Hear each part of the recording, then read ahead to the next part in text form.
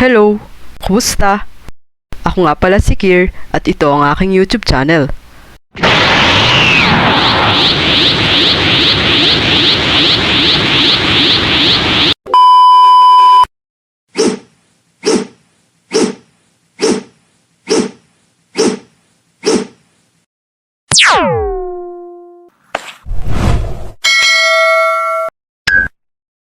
How's that sound?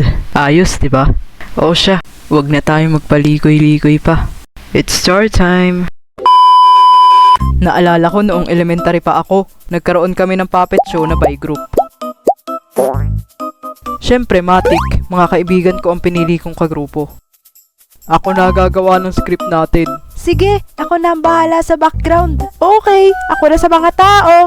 Sigurado ka ba dyan, Carlo? Oo, ako na dun. The next day. Ito na yung script natin. Ito na rin yung background natin. At ito naman yung mga characters natin. Bakit 4 lang? Paano si Tristan? Okay lang, may ginawa rin akong puppet.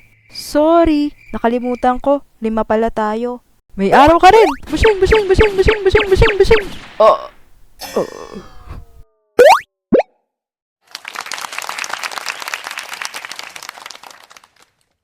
Okay, next group. Tayo na.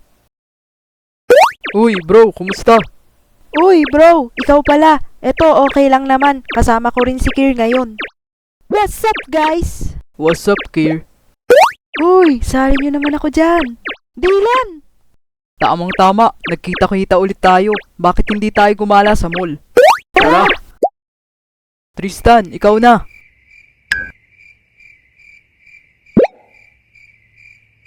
Hi, guys!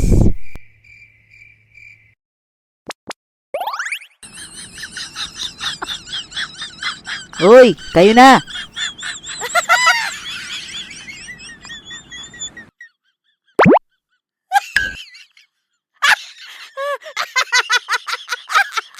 Hala, tumawa na. Parang ano mga to.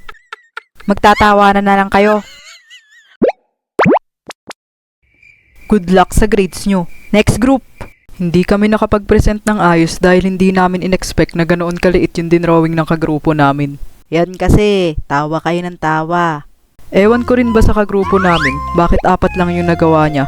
Mabuti na lang advance mag-isip si Tristan at nakagawa siya ng bukod para sa sarili niya.